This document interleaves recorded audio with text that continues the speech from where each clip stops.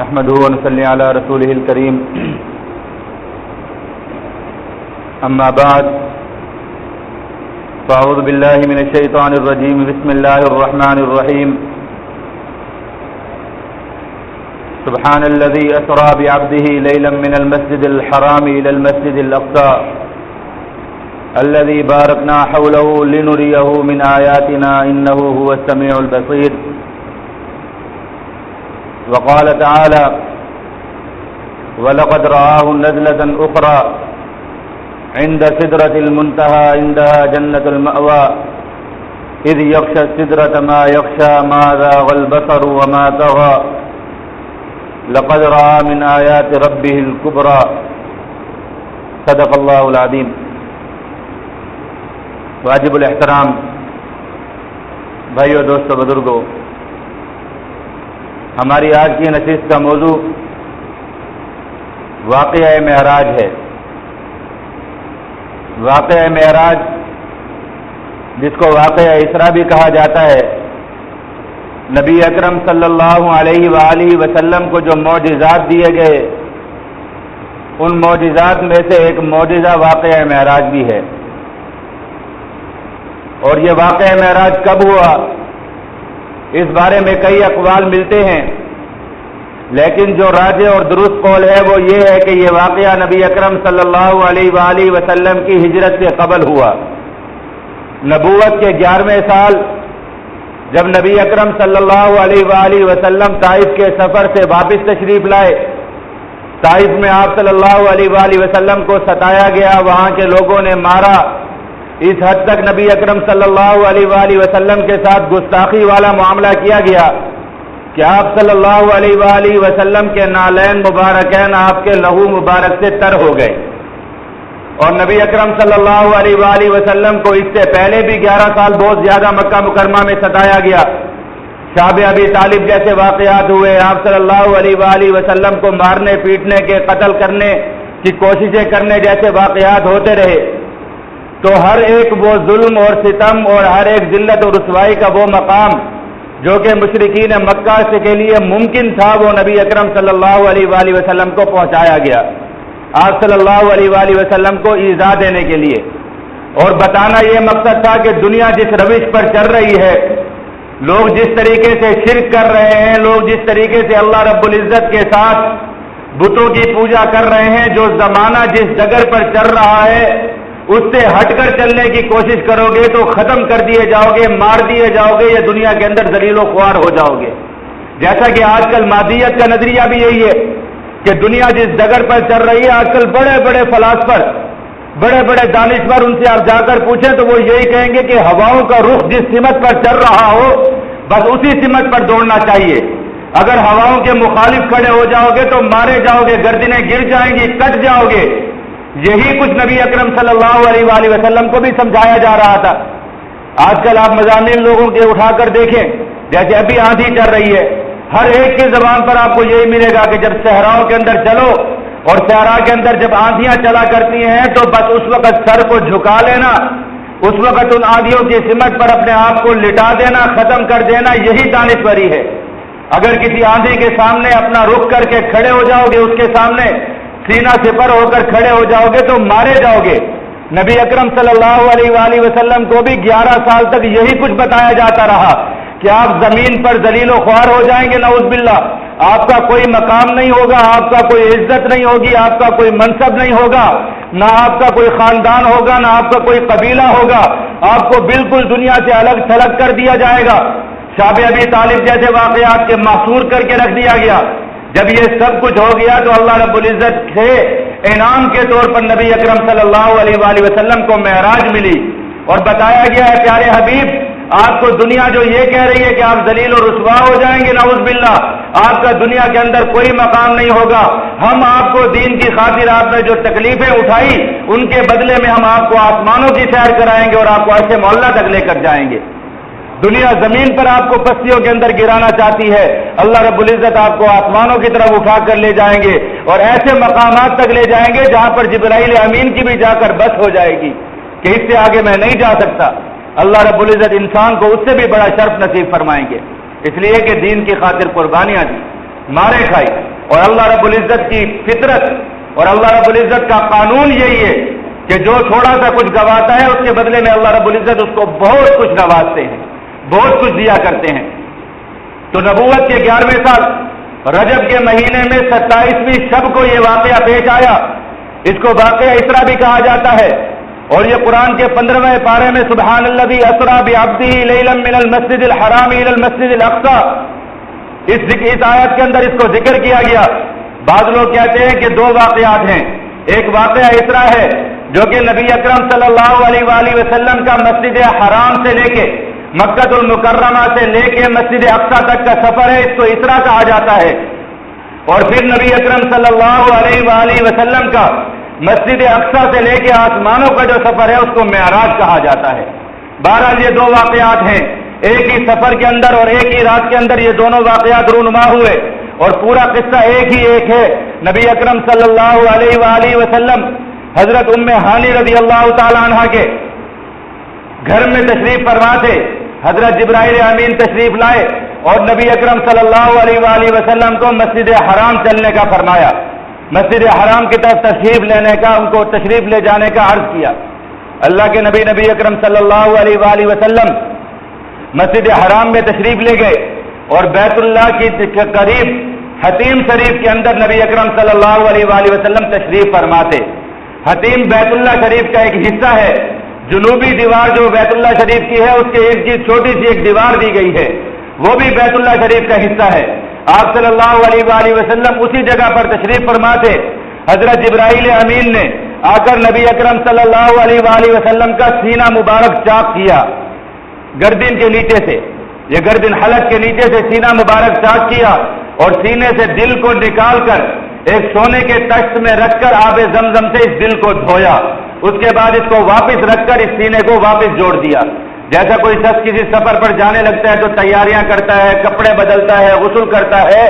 آپ صلی اللہ علیہ وآلہ وسلم اللہ رب العزت کے دربار میں حاضری کے لیے تشریف لے جا رہے تھے اور اس کی تیاریاں یہ ہو رہی تھی کہ جبرائیل امین نے نبی اکرم صلی اللہ علیہ وآلہ وسلم کے سینہ مبارک سے دل کو نکال کر دھویا آب زمزم سے. اس کے بعد اس کو اپنی واپس جگہ پر رکھ دیا اور نبی اکرم صلی اللہ علیہ وآلہ وسلم سے عرض کی کہ یا رسول اللہ سواری آ چکی ہے، آپ سواری پر تشریف رکھیے اور سفر کرنا ہے. ایک سواری لائی گئی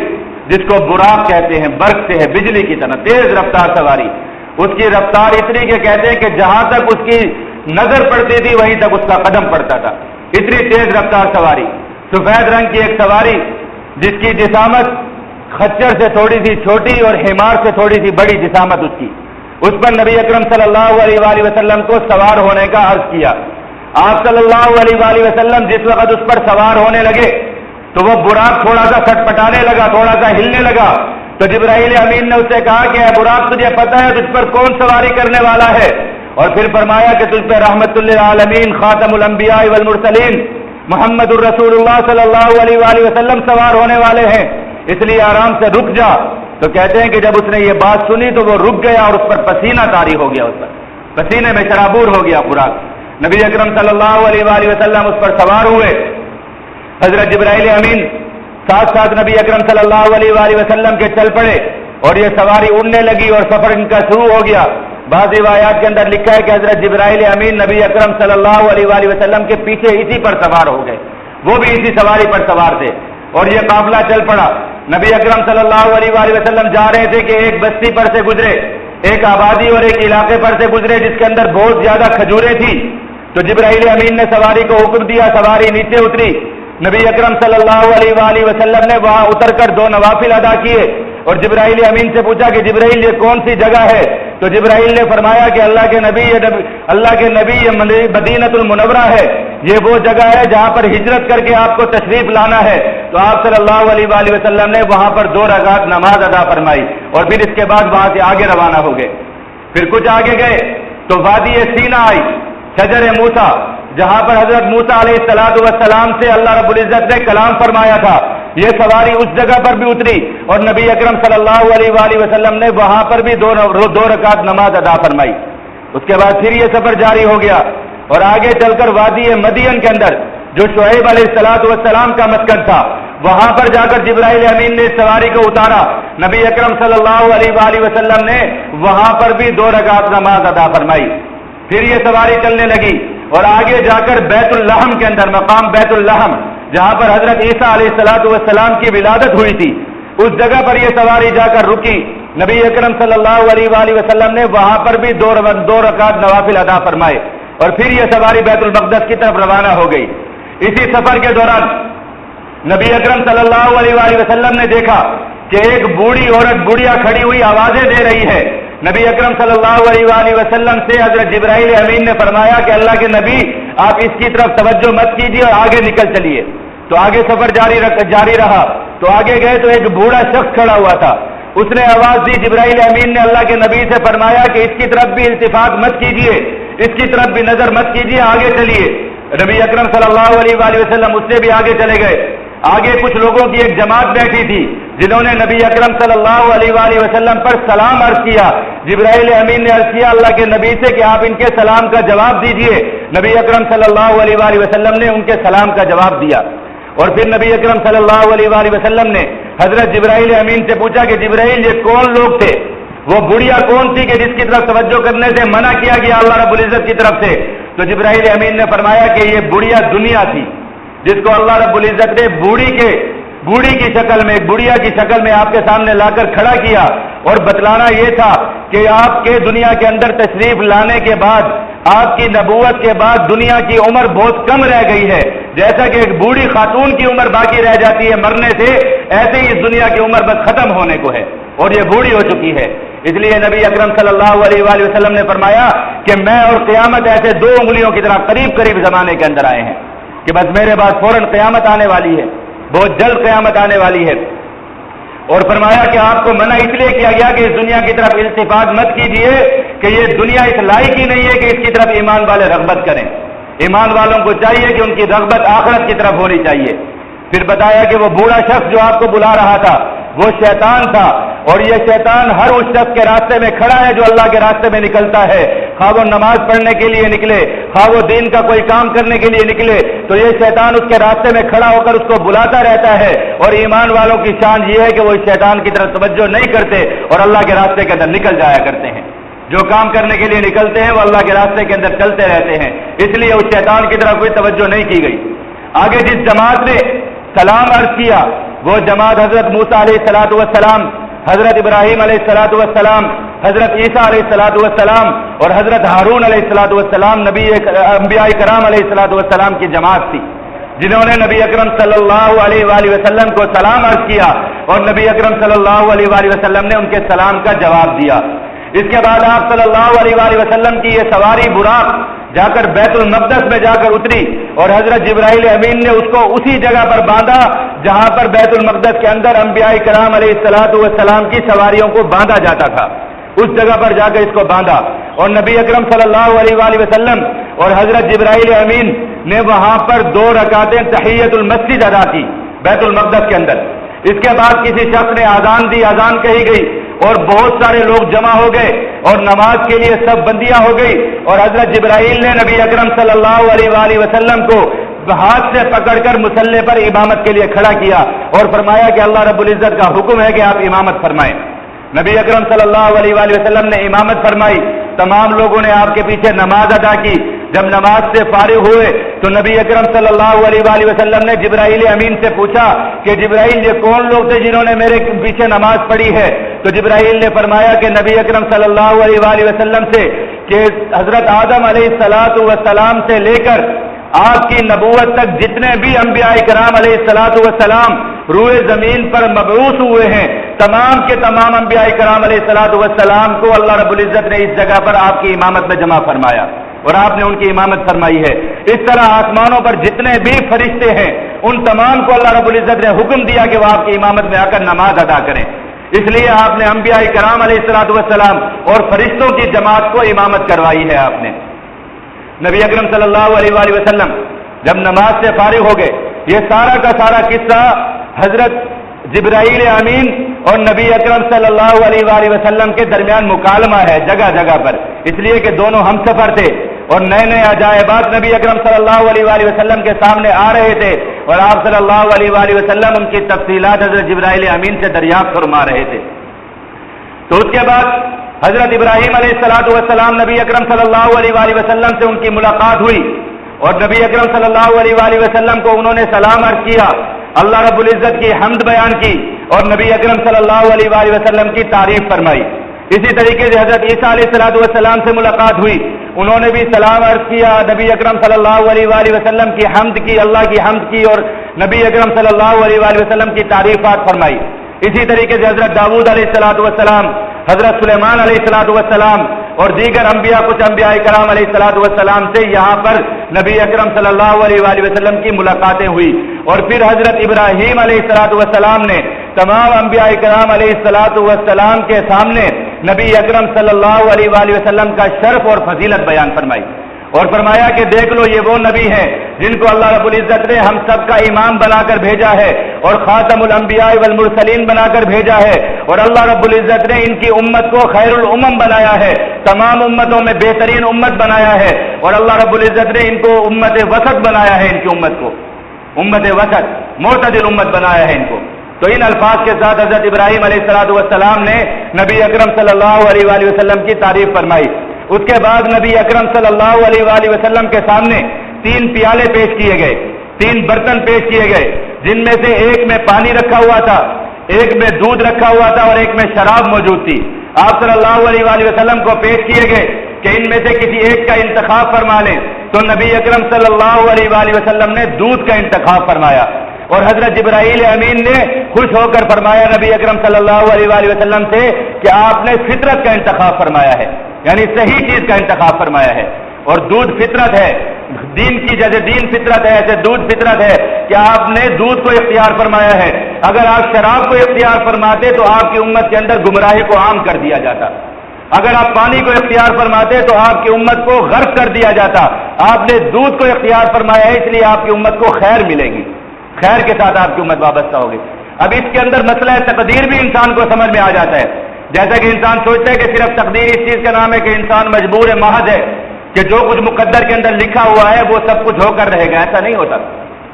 اللہ رب العزت نے انسان کی بہت بڑی تقدیر کچھ چیزوں کے ساتھ معلق کی ہوئی ہے، جیسے بٹن ہوتے ہیں، کوئی پنکھا چلانے کا بٹن ہے، کوئی بجلی چلانے کا بٹن ہے، کوئی کسی چیز کو بند کرنے کا بٹن ہے، ایسے اللہ رب العزت نے انسان کے اختیار میں بہت سارے بٹن دے دیے۔ اب نبی اکرم صلی اللہ علیہ وآلہ وسلم کو بھی اختیار دیا گیا، اگر وہ دودھ کو انہوں نے اختیار کیا تو خیر مل گئی، یہ بھی اختیار تھا کہ پانی کو اٹھا لیتے تو اس پانی کے پیچھے اللہ رب العزت نے یہ چیز رکھی تھی کہ امت غرق ہو جاتی، اگر شراب کو اختیار فرما لیتے، اس وقت شراب حلال تھی، حرام نہیں کی گئی تھی، اگر شراب کو اختیار فرما لیتے تو امت کے اندر گمراہی عام ہو جاتی۔ تو انسان کے لیے انسان خود ہر چیز کو اختیار کرتا ہے، انسان کی بہت بڑی تقدیر جو ہے وہ معلق ہے، انشاءاللہ کبھی اس کا مسئلہ آئے گا تو اس وقت عرض کروں گا۔ خیر نبی اکرم صلی اللہ علیہ وآلہ وسلم نے وہاں پر دودھ کو اختیار فرمایا اور دودھ کو نوش فرمایا وہاں پر۔ اس کے بعد نبی اکرم صلی اللہ علیہ وآلہ وسلم حضرت جبرائیل امین کے ساتھ آسمانوں کی طرف تشریف لے گئے، آسمانوں کی سیر کے لیے، اور پھر نبی اکرم صلی اللہ علیہ وآلہ وسلم جب آسمان اول پر پہنچے، پہلے آسمان پر پہنچے تو وہاں پر دروازے موجود تھے، ان دروازوں کے اوپر پہرے دار اور حارس موجود تھے۔ حضرت جبرائیل امین نے جا کر دروازے پر دستک دی، پہرے داروں نے پوچھا کہ کون ہے، تو بتایا گیا جبرائیل امین ہے، اپنا نام لے کر بتایا کہ جبرائیل ہوں۔ پوچھا گیا مماک، آپ کے ساتھ اور کون ہے، تو فرمانے لگے محمد الرسول اللہ صلی اللہ علیہ وآلہ وسلم، میرے ساتھ محمد الرسول اللہ صلی اللہ علیہ وآلہ وسلم ہیں۔ فرشتوں نے پوچھا کیا ان کو بلایا گیا ہے یا خود تشریف لائے ہیں، تو جبرائیل امین نے فرمایا کہ ان کو اللہ رب العزت کی طرف سے مہمانیاں ملی ہیں، یہ اللہ رب العزت کے خاص مہمان ہیں، ان کو بلایا گیا ہے۔ تو فرشتوں نے دروازے کھول دیے اور نبی اکرم صلی اللہ علیہ وآلہ وسلم پر سلام عرض کیا۔ نبی اکرم صلی اللہ علیہ وآلہ وسلم نے ان کے سلام کا جواب دیا، اور پہلے آسمان پر نبی اکرم صلی اللہ علیہ وآلہ وسلم کی حضرت آدم علیہ السلام سے ملاقات ہوئی۔ حضرت آدم علیہ السلام سے ملاقات ہوئی تو حضرت آدم علیہ السلام نے نبی اکرم صلی اللہ علیہ وآلہ وسلم کو خوش آمدید اور مرحبا کہا، سلام عرض کیا، اور اس کے بعد حضرت آدم علیہ السلام کو نبی اکرم صلی اللہ علیہ وآلہ وسلم نے دیکھا کہ وہ اپنی دائیں جانب کچھ لوگوں کو دیکھتے تھے تو ہنس پڑتے تھے، خوش ہو جاتے تھے، اپنی بائیں جانب کچھ لوگوں کو دیکھتے تھے تو رونے لگ جاتے تھے۔ پوچھا کیا وجہ ہے؟ تو فرمانے لگے کہ دائیں جانب میری اولاد میں سے وہ لوگ ہیں جن کو اللہ رب العزت نے جنت کا مستحق بنایا ہے اور وہ جنتوں کے اندر مزے کرتے پھر رہے ہیں، جب ان کو دیکھتا ہوں تو خوش ہو جاتا ہوں، اور جب بائیں جانب نظر کرتا ہوں تو میری اولاد میں سے وہ لوگ ہیں جنہوں نے اپنے اعمال کے ذریعے، اپنی بدعمالیوں کے ذریعے اپنے آپ کو جہنم کا مستحق بنا دیا۔ جب ان کے حالات کو دیکھتا ہوں تو رو پڑتا ہوں، رونا آ جاتا ہے۔ تو نبی اکرم صلی اللہ علیہ وآلہ وسلم اس پہلے آسمان سے دوسرے آسمان کی طرف روانہ ہوئے۔ دوسرے آسمان پر جب پہنچے تو وہاں پر بھی فرشتوں کے ساتھ وہی سوال و جواب ہوا، اور اس آسمان کے اوپر حضرت یحییٰ علیہ الصلوۃ والسلام اور حضرت عیسیٰ علیہ الصلوۃ والسلام سے ملاقات ہوئی۔ انہوں نے نبی اکرم صلی اللہ علیہ وآلہ وسلم کو خوش آمدید اور مرحبا کہا۔ پھر نبی اکرم صلی اللہ علیہ وآلہ وسلم تیسرے آسمان کی طرف تشریف لے گئے۔ تیسرے آسمان پر بھی یہی سوال و جواب ہوئے، فرشتوں نے سلام عرض کیا، دروازے کھولے گئے، اور اس آسمان پر حضرت یوسف علیہ الصلوۃ والسلام سے ملاقات ہوئی۔ انہوں نے آپ صلی اللہ علیہ وآلہ وسلم کو خوش آمدید کہا، اور نبی اکرم صلی اللہ علیہ وآلہ وسلم نے ان کا حسن دیکھ کر خوش ہو کر فرمایا کہ یوسف علیہ الصلوۃ والسلام وہ ہیں جن کو اللہ رب العزت نے آدھا حسن دیا، یعنی دنیا کا آدھا حسن و جمال اللہ رب العزت نے حضرت یوسف علیہ الصلوۃ والسلام کو دیا۔ اور آدھے سے مقصد یہ بھی ہے کہ جتنا حسن نبی اکرم صلی اللہ علیہ وآلہ وسلم کو دیا گیا، اس کا آدھا حسن حضرت یوسف علیہ الصلوۃ والسلام کو دیا گیا تھا۔ تو نبی اکرم صلی اللہ علیہ وآلہ وسلم یہاں سے چوتھے آسمان کی طرف تشریف لے گئے، وہاں پر اسی طریقے سے سوال و جواب ہوئے، حضرت ادریس علیہ الصلوۃ والسلام سے ملاقات ہوئی۔ پھر پانچویں آسمان پر تشریف لے گئے، وہاں پر حضرت ہارون علیہ الصلوۃ والسلام سے ملاقات ہوئی۔ پھر چھٹے آسمان پر تشریف لے گئے، وہاں پر حضرت موسیٰ علیہ الصلوۃ والسلام سے ملاقات ہوئی۔ پھر ساتویں آسمان پر نبی اکرم صلی اللہ علیہ وآلہ وسلم جس وقت تشریف لے گئے تو جا کر دیکھا کہ بیت المعمور کے پاس حضرت ابراہیم علیہ الصلوۃ والسلام ٹیک لگا کر بیٹھے ہیں، ان سے وہاں پر ملاقات ہوئی۔ یہ بیت معمور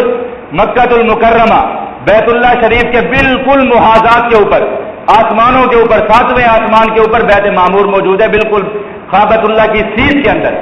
اور یہ ہے وہ ہے کہ قیامت کے دن جب تمام کی تمام چیزیں دنیا کی تباہ ہو جائیں گی تو اللہ رب العزت روئے زمین کے اوپر جتنی بھی مساجد ہیں ان تمام کی تمام مساجد کو لپیٹ کر بیت معمور کا حصہ بنا دیں گے، یعنی تمام مساجد اور بیت اللہ شریف کے اوپر جو سب سے اوپر جو چیز موجود ہے وہ بیت معمور ہے۔ تو یہاں پر حضرت ابراہیم علیہ الصلوۃ والسلام سے ملاقات ہوئی، ان کے ساتھ نبی اکرم صلی اللہ علیہ وآلہ وسلم کا مکالمہ ہوا۔ پھر اس کے بعد نبی اکرم صلی اللہ علیہ وآلہ وسلم کو سدرۃ المنتہا پہ لے جایا گیا، ایک بیری کا درخت۔ حضرت جبرائیل امین وہاں جا کر رک گئے اور فرمایا کہ اس سے آگے مجھے جانے کی اجازت نہیں ہے،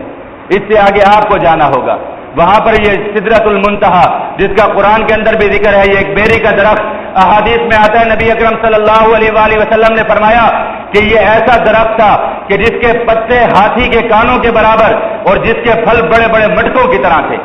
اس نوعیت کا، یعنی بہت بڑے بڑے اس پر پھل تھے، اور پھر اس کے اوپر فرشتوں نے سایہ کر دیا اور بہت خوبصورت سما بن گیا، جس کو قرآن پاک میں کہا گیا اذ یغشی السدرۃ ما یغشی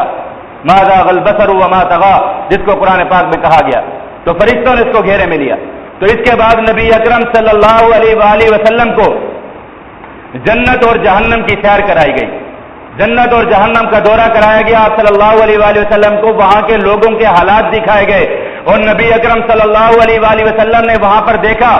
ایک قوم کو دیکھا کہ جس کے لوگوں کے ناخون بہت بڑے بڑے ناخون ہیں،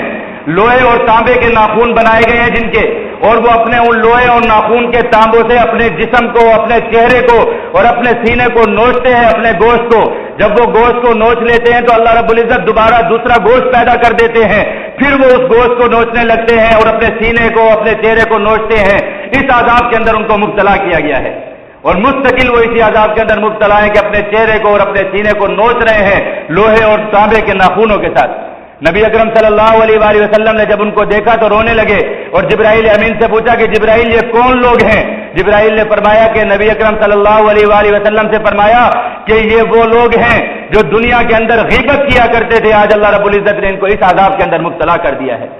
جن کی مجلسوں کے اندر غیبت ہوا کرتی تھی، جو یہ سوچتے تھے کہ غیبت کے بغیر تو کوئی مجلس سج ہی نہیں سکتی، جس طرح دسترخوان بغیر رہتے اور سلاد کے نہیں سج سکتا، اس طرح کوئی مجلس کسی کی غیبت کے بغیر ہو ہی نہیں سکتی۔ یہ دنیا کے اندر اپنے مردہ بھائیوں کا گوشت کھایا کرتے تھے، آج اللہ رب العزت نے ان کو اس عذاب کے اندر مبتلا کر دیا ہے، نعوذ باللہ من ذالک۔ کتنی چھوٹا سا گناہ صرف زبان کے چسکے کے لیے کیا جاتا ہے، کبھی کسی کو غیبت کرنے سے کچھ حاصل نہیں ہوتا، نہ تو کسی کی غیبت کرنے سے کچھ ملتا ہے اور نہ کسی کی غیبت کرنے سے انسان کسی کا کچھ چھین لیتا ہے۔ انسان صرف نقصان کرتا ہے تو اپنا ہی نقصان کرتا ہے، اپنے نیک اعمال کسی کے پلڑے میں ڈال دینا، اپنے آپ کو اتنے بڑے عذاب کے اندر مبتلا کر دینا، یہ صرف انسان زبانی چسکے کے لیے کرتا ہے۔ اللہ رب العزت نے منع فرمایا، قرآن میں آیا اَيُحِبُّ أَحَدُكُمْ أَن يَأْكُلَ لَحْمَ أَخِيهِ مَيْتًا فَكَرِهْتُمُوهُ، کیا تم میں سے کوئی اس چیز کا تصور کر سکتا ہے، اس چیز کو پسند کرتا ہے کہ وہ اپنے مردہ بھائی کا گوشت کھائے؟ ہرگز تم اس کو پسند نہیں کرو گے۔ تو تم کس طریقے سے یہ کرتے ہو کہ بھائی اٹھ کر جاتا ہے تم اس کی غیبت کرنا شروع کر دیتے ہو۔ آج عام ہو گئی غیبت، انسان بس کسی مجلس کے اندر بیٹھا ہوتا ہے تو یہی ڈر ہوتا ہے کہ وہاں سے اٹھ کر جائے گا اور پیچھے والے کہیں گے ہاں دیکھا کیسا ہے، یہ کر رہا ہے، وہ کر رہا ہے، شروع ہو جائیں گے اس کا گوشت کھانا، اور حاصل کیا ہوگا؟ کچھ بھی حاصل نہیں ہوتا۔ اور غیبت سے بچنا کوئی مشکل بات نہیں ہے، انسان صرف اتنا سوچ لے کہ ہم میں سے ہر ایک شخص یہی چاہتا ہے نا کہ اس کی غیبت نہ ہو، یہی چاہتا ہے، ہر ایک یہ چاہتا ہے کہ اس کی غیبت نہ ہو۔ تو جب ہر ایک یہ چاہتا ہے کہ اس کی غیبت نہ ہو تو اس کو غیبت سے بچنا پڑے گا نا، ہر ایک کو بچنا پڑے گا، اور غیبت اس کی نہ ہو، اس سے بچنے کا بہترین طریقہ یہ کہ وہ کسی کی غیبت نہ کرے۔ یہ ایک فطرت ہے، جو شخص جتنی زیادہ غیبت کرنے والا ہوگا آپ سمجھ جائیں کہ اس کی بھی اتنی ہی زیادہ غیبت ہوتی ہے، اس سے زیادہ وہ لوگوں کے اندر برا مشہور ہوگا، لوگ اس کی غیبت کرتے ہوں گے۔ اگر آپ چاہتے ہیں کہ لوگوں کے درمیان آپ کا ذکر بد نہ ہو، ذکر شر نہ ہو، تو لوگوں کی غیبت کرنا چھوڑ دیں، لوگ آپ کی غیبت کرنا چھوڑ دیں گے۔ یہ تو فطرت ہے، یہ فطرت ہے، یہ قانون ہے۔ یہ جتنا کسی کی برائی کرو گے اس سے زیادہ کی جائے گی۔ آج بڑے فن غیبت ہے جی، ہم تو سیدھی سیدھی بات کر لیتے ہیں، ہم تو کسی کو نہیں بخشتے، ہم تو ہر کسی کے اوپر بات کرتے ہیں، ہم جو کہتے ہیں کھری بات کرتے ہیں، ہم تو سچی بات کرتے ہیں۔ جو ہر کسی کے گریبان میں ہاتھ ڈالنے والا شخص ہوتا ہے اس کی اپنی عزت بھی کہیں پر محفوظ نہیں ہوتی، اور جو خاموش رہنے والا شخص ہو اس کا ہر کوئی عزت اکرام کرتا ہے، اس کے بارے میں کہتے ہیں کہ یار اس کے بارے میں کیا کرنا، بیچارہ اچھا انسان ہے، یہی کچھ کہتے ہیں۔ تو اگر اپنی برائی اور اپنی غیبت سے بچنا چاہتے ہو تو اس کے لیے یہ کرنا پڑے گا کہ دوسروں کی غیبت مت کرو۔ اور پھر سب سے بڑی بات یہ کہ نبی اکرم صلی اللہ علیہ وآلہ وسلم کی سچی آنکھ کو اللہ رب العزت نے یہ عبرتناک منظر دکھایا، اور امت کو اس بات پر یقین ہونا چاہیے، امت کو اپنی آنکھوں سے زیادہ نبی اکرم صلی اللہ علیہ وآلہ وسلم کی بات پر ان کی آنکھ پر یقین ہونا چاہیے کہ قیامت کے دن غیبت کا یہ انجام ہوگا۔ آپ صلی اللہ علیہ وآلہ وسلم یہاں سے آگے چلے تو دیکھا کچھ لوگ ایک نہر کے اندر ہیں جہاں پر ان کو غوطے دیے جا رہے ہیں، پانی کے اندر ان کو ڈبویا جا رہا ہے، اور فرشتے ان کو مجبور کر رہے ہیں کہ لوہے کے اور پتھروں کے لقمے ان کو چبوائے جا رہے ہیں، ان کو نگلوائے جا رہے ہیں، ان کے حلق سے اتارے جا رہے ہیں۔ وہ اس عذاب کے اندر مبتلا ہیں، چیخ رہے ہیں، پکار رہے ہیں، لیکن ان کو لوہے کے اور پتھروں کے لقمے ان کو کھلائے جا رہے ہیں اور پانی کے اندر ان کو ڈبویا جا رہا ہے۔ نبی اکرم صلی اللہ علیہ وآلہ وسلم نے جبرائیل امین سے پوچھا کہ جبرائیل یہ کون لوگ ہیں؟ تو جبرائیل نے فرمایا کہ اللہ کے نبی یہ وہ لوگ ہیں جو دنیا کے اندر سود خوری کیا کرتے تھے، سود کھایا کرتے تھے، تھوڑی تھوڑی چیز پر سود پہ قرضے اٹھا لینا، بینکوں سے قرضے اٹھا لینا، گاڑیاں اٹھا لینا، پیسے اٹھا لینا، زیور اٹھا لینا، دکانیں اٹھا لینا، بس سود کے اندر یہ گھرے ہوئے تھے، اللہ اور اس کے رسول کے خلاف اعلان جنگ کرنے والے تھے، آج قیامت کے دن اس عذاب کے اندر مبتلا کر دیے گئے ہیں۔ نبی اکرم صلی اللہ علیہ وآلہ وسلم روتے ہوئے وہاں سے آگے تشریف لے گئے، دیکھا کہ کچھ لوگ ایسے ہیں کہ جن کے سر کچلے جا رہے ہیں پتھروں کے ذریعے سے، بالکل قیمہ کر دیے جاتے ہیں ان کے سر، پھر دوبارہ ان سروں کو جوڑ دیا جاتا ہے، پھر فرشتے ان سروں کو کچل دیتے ہیں۔ اللہ کے نبی یہ دیکھ کر رونے لگے اور فرمانے لگے جبرائیل یہ کون لوگ ہیں؟ تو جبرائیل نے کہا اللہ کے نبی یہ وہ لوگ ہیں جو دنیا کے اندر نماز نہیں پڑھا کرتے تھے، نماز کے اندر سستی کیا کرتے تھے، اذانوں کی آواز آیا کرتی تھی، مسجدوں سے آواز آیا کرتی تھی اللہ اکبر، حی علی الصلاح، حی علی الفلاح کی اذانیں آیا کرتی تھی، صدائیں آیا کرتی تھی، اور یہ لوگ نماز نہیں پڑھا کرتے تھے۔ آج اس عذاب کے اندر یہ لوگ مبتلا کر دیے گئے۔ آگے چلے تو جا کر دیکھا کہ کچھ لوگ ایسے ہیں کہ جن کے جسم ننگے ہو چکے ہیں، صرف ان کی شرم گاہوں کے اوپر چند چیتھڑے لٹک رہے ہیں، اور ان کی شکلیں جانوروں جیسی کر دی گئی ہیں، اور وہ ایک چراگاہ کے اندر کھلے چھوڑ دیے گئے ہیں، اور اس چراگاہ کے اندر وہ زقوم کانٹے چرتے پھر رہے ہیں اور پتھر کھاتے پھر رہے ہیں، اور ان کو مجبور کیا جا رہا ہے ایسے کانٹے اور پتھر کھانے پر کہ جو ان کے جسم کو چیرتے ہوئے نکل رہے ہیں۔ اللہ کے نبی نے پوچھا جبرائیل یہ کون لوگ ہیں؟ تو انہوں نے فرمایا کہ یہ وہ لوگ ہیں جو دنیا کے اندر زکوٰۃ نہیں دیا کرتے تھے، زکوٰۃ نہیں دیا کرتے تھے اپنے مال کی، آج ان کو اس عذاب کے اندر مبتلا کر دیا گیا ہے۔ اس طریقے سے آگے چلے تو دیکھا کہ ایک قوم ہے جس کے اندر مرد اور عورتیں موجود ہیں، اور ان کے سامنے بڑے بڑے برتن رکھے گئے ہیں، ان میں سے کچھ برتنوں کے اندر حلال اور پاکیزہ گوشت پکا ہوا پڑا ہے، اور دوسری طرف ایک نجس گندا بدبودار غلیظ گوشت، گلا سڑا ہوا گوشت پڑا ہوا ہے، اور ان کو بھوک ستا رہی ہے، شدت کے ساتھ ان کو بھوک لگ رہی ہے، لیکن ان کو حلال کا گوشت نہیں کھانے دیا جا رہا۔ یہ ایسا بدبودار گوشت کہ جس میں سے اگر ایک لقمہ بھی آسمان سے زمین کی طرف لٹکا دیا جائے تو پوری کی پوری زمین تعفن سے پھیل جائے، ایسا سخت بدبودار گوشت، وہ ان کو کھانے پر مجبور کیا جا رہا ہے اور ان کو کھلایا جا رہا ہے۔ اللہ کے نبی نے پوچھا جبرائیل سے کہ یہ کون لوگ ہیں؟ تو جبرائیل امین نے فرمایا کہ یا رسول اللہ، یہ وہ لوگ ہیں کہ جن کو دنیا کے اندر حلال اور طیب بیویاں نصیب تھی، لیکن یہ بدکار عورتوں کے پاس جا کر اپنے منہ کالے کیا کرتے تھے، اور یہ وہ عورتیں ہیں کہ جن کو دنیا کے اندر اللہ رب العزت نے حلال اور پاک دامن شوہر دیے تھے، لیکن یہ اپنا منہ دوسرے لوگوں کے ساتھ جا کر کالا کیا کرتی تھی۔ آج ان کو اس عذاب کے اندر مبتلا کر دیا گیا۔ آگے چلے تو جا کر دیکھا کہ ایک قوم ایسی ہے کہ جس کے بڑے بڑے ہونٹ اور بڑی بڑی زبانیں کر دی گئی ہیں، اور لوہے کی کینچیوں کے ساتھ ان کے ہونٹ اور زبان کاٹے جا رہے ہیں، اور جب وہ کٹ جاتے ہیں تو دوبارہ ان ہونٹوں کو کاٹنا شروع کر دیا جاتا ہے، پھر وہ ہونٹ اور زبان پیدا کر دیے جاتے ہیں، پھر کاٹتے ہیں۔ وہ مستقل اس عذاب کے اندر مبتلا ہے۔ نبی اکرم صلی اللہ علیہ وآلہ وسلم نے حضرت جبرائیل امین سے پوچھا کہ جبرائیل، یہ کون لوگ ہیں؟ تو نبی اکرم صلی اللہ علیہ وآلہ وسلم کو حضرت جبرائیل امین نے فرمایا کہ اللہ کے نبی، یہ وہ لوگ ہیں جو دنیا کے وہ خطیب ہیں، وہ مقرر اور وہ واعظ ہیں، جو دنیا کو اچھی اچھی باتوں کی نصیحتیں کیا کرتے تھے، لیکن اپنی زندگیاں ان کی عمل سے خالی تھی،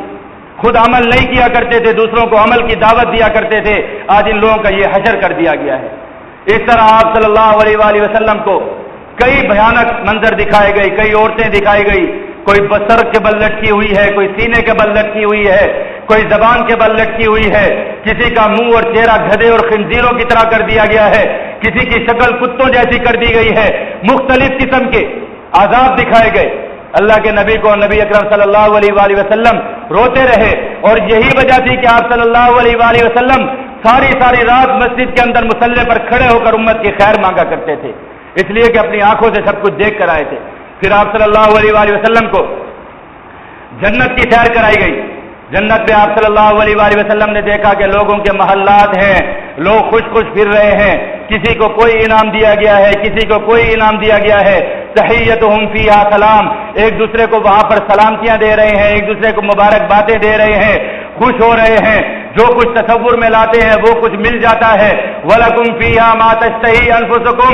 وَلَكُمْ فِيهَا مَا تَدَّعُونَ، منہ کے اندر ایک لقمہ ڈالتے ہیں اور دل کے اندر یہ خواہش پیدا ہوتی ہے کہ اس لقمے کا مزہ ویسا کر دیا جائے، اللہ رب العزت اس کا لقمہ ایسا ہی کر دیتے ہیں جیسا چاہ رہا ہوتا ہے، وہ مزہ دے دیتے ہیں۔ وہاں پر دیکھا لوگوں کو خوش پھر رہے ہیں، کسی کا پتہ چل رہا ہے کہ نوافل پڑھنے والا ہے، کسی کا پتہ چل رہا ہے کہ طواف کرنے والا ہے، کسی کا پتہ چل رہا ہے کہ جہاد کرنے والا ہے، کسی کا پتہ چلنے والا ہے کہ خیر اور صدقات کے کاموں میں سبقت لے جانے والا ہے، آج جنت کے اندر مزے کرتا پھر رہا ہے۔ وہاں پر آپ صلی اللہ علیہ وآلہ وسلم نے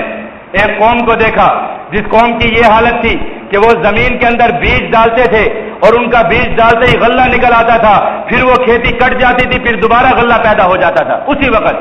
تو جبرائیل امین سے پوچھا اللہ کے نبی نے، یہ کون سی قوم ہے؟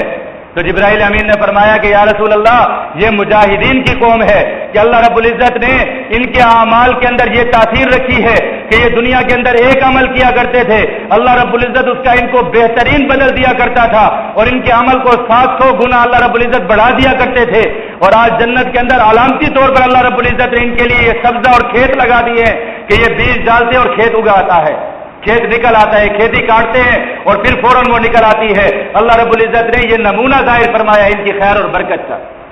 کہ اتنی برکت ہے ان کے عمل کے اندر۔ تو اس طرح نبی اکرم صلی اللہ علیہ وآلہ وسلم کو یہ چند مناظر دکھائے گئے۔ اس کے بعد آپ صلی اللہ علیہ وآلہ وسلم کو کے لیے ایک سبز رنگ کا بچھونا لایا گیا، مخملی بچھونا لایا گیا، اس پر آپ صلی اللہ علیہ وآلہ وسلم تشریف فرما ہوئے، اور آپ صلی اللہ علیہ وآلہ وسلم کو اللہ رب العزت کی بارگاہ اقدس کے اندر جا کر وہاں حاضری کا شرف نصیب ہوا، اور اللہ رب العزت سے نبی اکرم صلی اللہ علیہ وآلہ وسلم وہاں پر ہم کلام ہوئے جا کر، اور اللہ رب العزت نے نبی اکرم صلی اللہ علیہ وآلہ وسلم سے کلام فرمایا۔ وہ کلام بھی یہی تھا کہ اے میرے پیارے حبیب، میں نے آپ کو اول بھی بنایا، آخر بھی بنایا، میں نے آپ کو کوثر بھی دی، میں نے آپ کے لیے جنت بھی بنائی، میں نے آپ کی امت کے لیے جہنم بھی بنائی، اور میں نے آپ کی امت کو خیر امت بنایا۔ اس طریقے سے نبی اکرم صلی اللہ علیہ وآلہ وسلم کو جو شرف اور قبولیت اللہ رب العزت کی طرف سے ملی ان کا ذکر کیا گیا اللہ رب العزت کی طرف سے. اور پھر اللہ رب العزت کے دربار سے نبی اکرم صلی اللہ علیہ وآلہ وسلم کو 3 تحفے دیے گئے امت کے لیے 3 تحفے دیے گئے. نمبر 1 نمازوں کا تحفہ نماز دی گئی. نمبر 2 سورۃ البقرہ کی آخری آیات للہ ما فی السماوات وما فی الارض وان تبدوا ما فی انفسکم او تخفوه یحاسبکم بہ اللہ یہ الی آخر تک تمام آیات نبی اکرم صلی اللہ علیہ وآلہ وسلم کو دی گئی تحفے کے طور پر. اور تیسرا تحفہ نبی اکرم صلی اللہ علیہ وآلہ وسلم کو یہ دیا گیا کہ آپ صلی اللہ علیہ وآلہ وسلم کو بشارت دی گئی کہ آپ کی امت کے جو لوگ کلمہ پڑھیں گے اللہ رب العزت ان کو ہمیشہ ہمیشہ کے لیے کبھی جہنم میں داخل نہیں فرمائیں گے. وہ اپنے اعمال کی سزا بھگت کر کبھی نہ کبھی جنت کے اندر چلے جائیں گے. لیکن میرے بھائیوں اللہ رب العزت ہم سب کی جہنم سے حفاظت فرمائے. وہاں پر ایک لمحہ گزارنا بھی کسی کے بس کے تصور کی بات نہیں ہے کسی کے تصور کی بات نہیں ہے. آج دنیا اسی چیز کے اندر گمراہی کے اندر پڑ گئی ہے کہ چلو کبھی نہ کبھی تو چلے ہی جائیں گے جنت میں. لیکن جو وقت کہیں بری جگہ پر گزرے گا اس کا کوئی تصور بھی کر سکتا ہے اس دن کا کوئی تصور بھی کر سکتے ہیں جو ایک دن اس دنیا کے 50 ہزار سال کے برابر ہوگا. آج دنیا کے اندر تھوڑی سی مشکل انسان پہ آ جاتی ہے تو تھوڑی دیر بعد انسان اپنے گلے کے اندر پھندا ڈال پہ کہیں پر لٹک کے کھڑا ہوتا ہے مرنے کی دعائیں مانگ رہا ہوتا ہے. چھوٹی سی زندگی ہے پتہ ہے کہ 60-70 سال سے زیادہ جینا نہیں ہے لیکن کتنے لوگ خودکشیاں کرتے ہیں اور جہنم کے اوپر کناٹ کر جاتے ہیں کہتے ہیں اچھا جلتے رہیں گے کبھی تو پہنچ جائیں گے. نعوذ باللہ من ذالک کسی کے بس کی بات نہیں ہے. اللہ رب العزت ہم سب کی حفاظت فرمائے. تو آپ صلی اللہ علیہ وآلہ وسلم یہ تینوں تحفے لے کر آسمانوں پہ اترنے لگے تو چھٹے آسمان پر حضرت موسیٰ علیہ السلام سے ملاقات ہوئی. حضرت موسیٰ علیہ السلام نے اللہ کے نبی سے فرمایا کہ آپ اپنی امت کے لیے کیا تحفہ لے کر جا رہے ہیں؟ تو انہوں نے فرمایا کہ 50 نمازیں اللہ رب العزت نے تحفے میں دی ہیں وہ لے کر جا رہا ہوں. حضرت موسیٰ علیہ السلام فرمانے لگے کہ مجھے بہت زیادہ تجربہ ہے بنی اسرائیل کا آپ بھی انہی لوگوں کے اندر جا رہے ہیں انسانوں کے اندر جا رہے ہیں یہ انسان مانتے بہت کم ہیں یہ 50 نمازیں ادا نہیں کریں گے عذاب کے اندر مبتلا ہو جائیں گے. آپ اللہ رب العزت کے دربار میں جا کر ان میں تخفیف کرمائیے کبھی کرمائیے ان میں جا کر. نبی اکرم صلی اللہ علیہ وآلہ وسلم امت کی محبت اور شفقت کے اندر دوبارہ اللہ رب العزت کے دربار میں حاضر ہوئے اور عرض کی اللہ رب العزت سے کہ میری امت پر خفت کیجئے تخفیف فرمائیے اور نمازوں کے اندر کمی کر دیجئے. اللہ رب العزت نے 5 نمازیں کم کر دی 45 نمازیں ہو گئی. نبی اکرم صلی اللہ علیہ وآلہ وسلم واپس تشریف لائے. موسیٰ علیہ السلام نے پوچھا کتنی نمازیں ہو گئی؟ فرمایا 45 ہو گئی ہیں. انہوں نے فرمایا کہ ابھی بھی نہیں پڑھیں گے واپس جائیے اور تخفیف کروائیے کمی کروائیے. نبی اکرم صلی اللہ علیہ وآلہ وسلم امت کی محبت میں اور شفقت میں واپس تشریف لے گئے. پھر 5 نمازیں کم ہو گئی واپس آئے تو 40 ہو گئی. حضرت موسیٰ علیہ السلام نے فرمایا کہ ابھی بھی نہیں پڑھیں گے آپ واپس جائیں. اس طرح اللہ کے نبی امت کی محبت اور شفقت میں جاتے رہے اور ہر چکر پر 5 نمازیں کم کروا کر تشریف لاتے رہے یہاں تک کہ 5 نمازیں لے کر آئے. حضرت موسیٰ علیہ السلام سے پوچھا کتنی ہو گئی؟ فرمانے لگے 5 ہو گئی ہیں. انہوں نے فرمایا کہ ابھی بھی نہیں پڑھیں گے آپ دوبارہ کم کروا کر آئیں. تو نبی اکرم صلی اللہ علیہ وآلہ وسلم نے فرمایا کہ مجھے اب اللہ کے سامنے جاتے ہوئے شرم آتی ہے میں نہیں جاتا میں 5 کروا کر آیا ہوں. اللہ رب العزت کی شان نبی اکرم صلی اللہ علیہ وآلہ وسلم کی امت کے لیے تڑپ اللہ رب العزت کی رحمت یہ سب کچھ جوش میں آیا اور آسمانوں پر اعلان ہو گیا اے پیارے حبیب آپ جو 5 نمازیں لے کر جا رہے ہیں ہم نے ان 5 نمازوں کے اندر 50 نمازوں کا اجر رکھ دیا ہے. آپ کی امت میں سے جو شخص ایک فرض نماز ادا کرے گا اللہ رب العزت اس کو قیامت تک 10 نمازوں کا اجر دیں گے.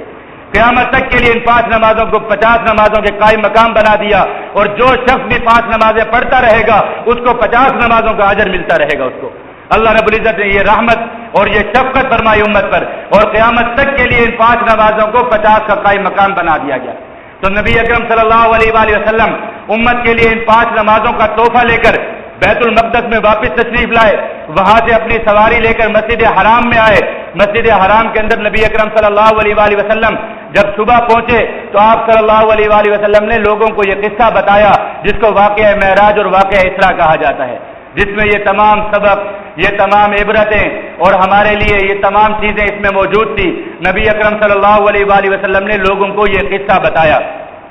تو جو مشرکین تھے اور جو تماشا بنانے والے لوگ تھے انہوں نے نبی اکرم صلی اللہ علیہ وآلہ وسلم کی اس بات کا مذاق بنانا شروع کر دیا کہ یہ کیسے ہو سکتا ہے کہ ایک رات کے اندر اتنا بڑا سفر بھی ہو گیا مسجد اقصی بھی چلے گئے اور وہاں سے جو ہے آسمانوں کی سیریں بھی ہو گئی جنت اور جہنم کا دیدار بھی ہو گیا، اللہ رب العزت سے ہم کلام بھی ہو گئے، نمازوں کا تحفہ بھی آ گیا۔ یہ کیسے ہو سکتا ہے؟ یہ کیسے ممکن ہے؟ یہی مادیت جو اسباب کے درجے میں کیسے ہو سکتا ہے؟ کیسے ہو سکتا ہے؟ یہ نہیں سوچتے کہ اللہ رب العزت نے گندے پانی سے ہمیں کیسے بنا دیا؟ اللہ رب العزت نے چھوٹے سے بچے سے بولنا نہیں آتا تھا، چلتا پھرتا انسان کیسے بنا دیا؟ یہ سب کچھ اللہ رب العزت نے کیسے کر دیا؟ انسان بھول جاتا ہے، کہنے لگے یہ کیسے ہو سکتا ہے؟ اور پھر نبی اکرم صلی اللہ علیہ وآلہ وسلم کا امتحان لینے لگے۔ اچھا جی، آپ بیت المقدس کو دیکھ کر آئے تو بتائیے کہ بیت المقدس کے اندر کتنے مینارے ہیں، کتنے پلر ہیں، دیواروں کا رنگ کیسا ہے، فلاں چیزیں کیسی ہیں۔ نبی اکرم صلی اللہ علیہ وآلہ وسلم تو رات کے وقت میں بیت المقدس تشریف لے گئے تھے اور وہاں جا کر صرف امامت فرمائی تھی، صحیح طریقے سے دیکھا بھی نہیں تھا، اور ایک مرتبہ کوئی کسی چیز کو دیکھ لے تو یاد بھی نہیں رہتا، لیکن انہوں نے امتحان لینا شروع کر دیا۔ اللہ رب العزت نے نبی اکرم صلی اللہ علیہ وآلہ وسلم اور بیت المقدس کے درمیان جتنے پردے تھے ان کو درمیان سے ہٹا لیا، اور نبی اکرم صلی اللہ علیہ وآلہ وسلم کے سامنے بیت المقدس کو ایسے رکھ دیا جیسے ہاتھ کی لکیریں ہوتی ہیں۔ اور اللہ کے نبی نے فرمایا پوچھو مجھ سے کیا پوچھتے ہو۔ انہوں نے سوال کرنا شروع کیے، نبی اکرم صلی اللہ علیہ وآلہ وسلم نے جواب دینا شروع کیے کہ فلاں چیز ایسی، فلاں چیز ایسی، فلاں چیز ایسی۔ جب صحیح صحیح بتاتے رہے تو وہ اس بات پر شرمندہ ہو گئے، لیکن کچھ لوگ ڈھیٹ بھی ہوا کرتے ہیں، کچھ شرمندہ ہو گئے، کچھ ڈھیٹ لوگ تھے، انہوں نے کہا نہیں یہ تو جادو ہے، ہم اس بات کو نہیں مانتے، ہمیں راستے کا کوئی قصہ بتائیے کہ راستے کے اندر کوئی ایسی چیز بتائیے جو آپ نے دیکھی ہو۔ تو نبی اکرم صلی اللہ علیہ وآلہ وسلم نے فرمایا کہ ہاں، راستے میں نے ایک قافلہ دیکھا تھا جو شام سے واپس آ رہا تھا مکہ المکرمہ کی طرف، اور وہ اتنی مسافت پر تھا کہ 3 دن بعد غروب شمس کے وقت جو ہے وہ یہاں مکہ مکرمہ پہنچ جائے گا وہ قافلہ۔ اور اس قافلے کی علامت یہ ہے کہ اس قافلے کے آگے چلنے والے 2 اونٹ جو ہے ان کا رنگ اس طرح کا ہے، اور ان پر جو سامان لدا ہوا ہے اس کا رنگ اس طرح کا ہے، اس قسم کی بوریاں اور بستر ان پر لدے ہوئے ہیں، اور وہ دونوں اونٹ آگے ہوں گے، اور فلاں وقت کے اندر یہ قافلہ مکہ مکرمہ کے اندر داخل ہو جائے گا۔ اور دوسری علامت یہ کہ اس قافلے کا ایک اونٹ بھی گم ہو گیا تھا جو کہ وہ ان کے لوگ تلاش کر رہے تھے اور ان کو مل گیا تھا۔ تو انہوں نے یہ بات سن لی، پھر انہوں نے دیکھا کہ وہ قافلہ نبی اکرم صلی اللہ علیہ وآلہ وسلم نے جو فرمایا تھا وہ قافلہ صحیح اس وقت کہ جو آپ صلی اللہ علیہ وآلہ وسلم نے جو وقت فرمایا تھا اس وقت کے اندر مکہ المکرمہ کے اندر وہ قافلہ داخل ہوا۔ آپ صلی اللہ علیہ وآلہ وسلم نے فرمایا تھا کہ غروب شمس کے وقت جب سورج غروب ہو رہا ہوگا تو اس وقت وہ قافلہ داخل ہوگا۔ اس قافلے کو راستے کے اندر کچھ تاخیر ہو گئی، کسی وجہ سے ہو جاتی ہے سفر کے اندر تاخیر، جیسے گاڑیوں کے ٹائر پنچر ہو جاتے ہیں، کچھ ہو جاتا ہے، انسان بر وقت نہیں پہنچ سکتا، تو اس قافلے کو بھی کوئی تاخیر ہو گئی، لیکن آپ صلی اللہ علیہ وآلہ وسلم کی زبان اقدس سے یہ بات نکل گئی تھی کہ غروب شمس کے وقت وہ قافلہ مکہ مکرمہ کے اندر داخل ہوگا۔ اللہ رب العزت نے آپ صلی اللہ علیہ وآلہ وسلم کی زبان مبارک کی لاج رکھ لی تھی۔ سورج غروب ہونے لگا، اللہ رب العزت نے حبس شمس فرما دیا، سورج کو روک دیا کہ تو نے غروب نہیں ہونا جب تک کہ وہ قافلہ نہ آ جائے۔ تو دنیا نے یہ دیکھا کہ جب وہ قافلہ مکہ مکرمہ میں داخل ہو رہا تھا اس وقت سورج غروب ہو رہا تھا، اللہ رب العزت کے حکم پر سورج کو اللہ رب العزت نے روک دیا، اور وہ صحیح اس وقت غروب ہوا جب وہ قافلہ مکہ مکرمہ میں داخل ہوا۔ اور جب دیکھا گیا تو اسی قافلے کے اندر وہی 2 اونٹ جو آپ صلی اللہ علیہ وآلہ وسلم نے فرمائے تھے وہ اس قافلے کے اندر آگے آگے تھے، وہی تمام علامات موجود تھی۔ جب ان قافلے کے لوگوں سے پوچھا گیا کہ تمہارا کوئی اونٹ گم بھی ہوا تھا، انہوں نے کہا ہمارا ایک اونٹ گم ہوا تھا، وہ مل گیا تھا۔ تو اس طریقے سے یہ واقعہ رونما ہوا، واقعہ معراج اور واقعہ اسراء، جس کا کچھ خلاصہ میں نے آپ حضرات کے سامنے عرض کر دیا۔ اللہ رب العزت ہم سب کو عمل کرنے کی توفیق عطا فرمائے۔ وآخر دعوانا الحمدللہ رب العالمین۔